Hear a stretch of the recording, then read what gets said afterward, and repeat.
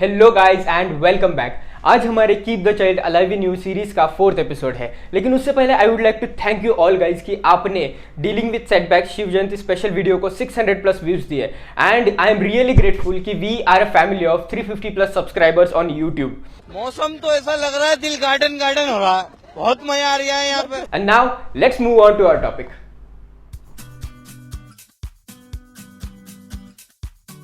Video की शुरुआत में आपने देखा कि एक बच्चा चलते चलते फिसल जाता है और गिर जाता है और वो खुद पर हंसने लगता है, जबकि हम अगर ऐसे फिसलते हुए गिर गए तो क्या हम खुद पर हंसते हैं, बल्कि हम शर्मिंदगी महसूस करते हैं। एक बच्चा क्रिटिसिज्म को एक्सेप्ट करता है, वो उसे एक हंसी मजाक के रूप में ही ले लेता है। एक बच्चा अपनी गलतियों को लेकर रोते नहीं बैठता, बल्कि उससे इम्प्रोवाइज करने की कोशिश करता है।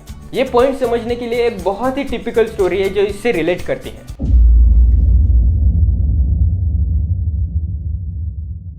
जब दुर्योधन फर्स्ट टाइम इंद्रप्रस्थ गया था तब उसे पता नहीं था कि इंद्रप्रस्थ का जो महल है वो मायावी है, यानी उसमें इल्यूजन्स है। और ऐसे ही इल्यूजन्स की वजह से एक बार वो चलते चलते फिसल जाता है और पानी में गिर जाता है। तब पीछे कहीं खड़ी द्रौपदी उसे देखकर हंसती है, लेकिन दुर्योधन इसे एक नेचुरल रिएक्शन ना समझते हुए एक इंसल्ट के फॉर्म में लेता है और नतीजा द्युतसभा। सोचिए कि आप अपने दोस्तों के साथ कहीं पर चल रहे हो और आपका पैर फिसल कर आप गिर गए, तो होता क्या है, आपके दोस्त आप पर हंस पड़ते हैं। लेकिन क्या इसका मतलब यह है कि आपके दोस्त आपकी रिस्पेक्ट नहीं करते? ऑब्वियसली ऐसी कोई बात नहीं है। द्रौपदी का भी ये सिर्फ एक नेचुरल रिएक्शन ही था, दुर्योधन ने उसे इंसल्ट के फॉर्म में लिया। Duryodhan is a typical example of ego. And उसी से रिलेटेड हमारा नेक्स्ट टॉपिक आता है।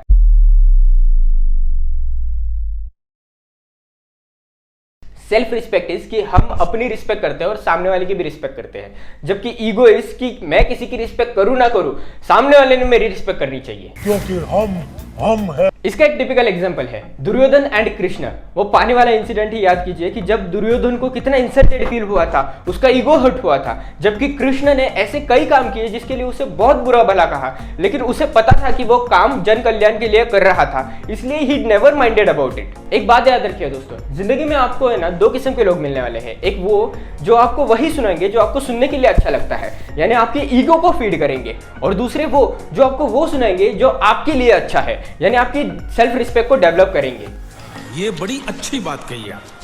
जब आप दुर्योधन को ऑब्जर्व करोगे तब आप जानोगे कि वो उसी लोगों से प्यार से बात करता है जो उसके काम के हो, फॉर एग्जाम्पल कर्ण, या फिर जो उसके हाँ में हाँ मिलाते हो, फॉर एग्जाम्पल दुशासन। जबकि कृष्ण सभी के साथ प्यार और रिस्पेक्ट के साथ बात करता है। अपनी प्यार भरी बातों से वो सामने वाले के मन को मोह लेता है, अट्रैक्ट करता है, इसीलिए तो उनका नाम मनमोहन है। और इसी बेसिस पर हमारा नेक्स्ट पॉइंट आता है, एंड दैट इज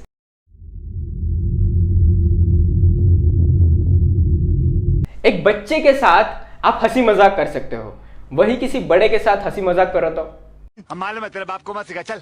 जब हम जन्म लेते हैं, छोटे होते हैं, तब हमारे अंदर एक एलिमेंट होता है लव, यानी हम सबसे प्यार करते हैं और सब हमारे साथ प्यार ही करते रहते हैं। अगर कोई हंसी मजाक करे तो उसे हम प्यार ही समझते हैं। अगर हमारे मॉम डैड हमें डांटे या फिर चिल्लाए हम पर, तो हम उसे भी प्यार समझते हैं और उन्हें मनाने की कोशिश करते हैं।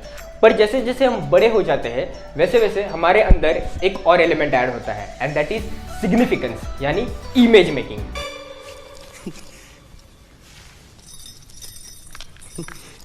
ए बांडिया, मुझे नहीं पता था मैं इतना खूबसूरत लगता हूँ। क्या बोलती है तू? अबे चुप। वक्त के साथ हमारी इमेज बनती जाती है, और जैसे जैसे हमारी इमेज बनती जाती है हम वही करते हैं जो हमारी इमेज को मेंटेन रखेगा, और इसी चक्कर में ये इमेज हमारे माइंड को फिक्स कर देता है।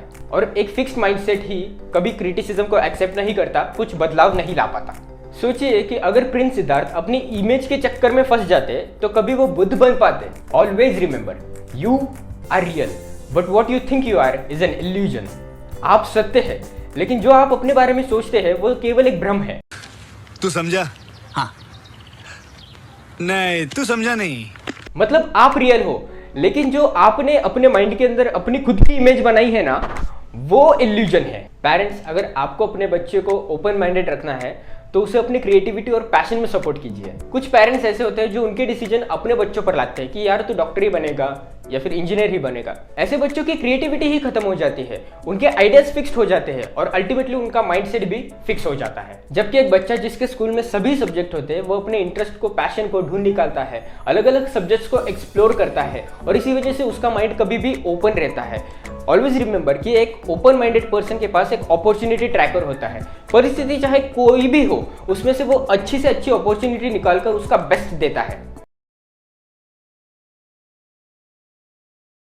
अगर माइंड को ओपन करना है तो पुराने पैटर्न्स को क्लोज करना पड़ेगा।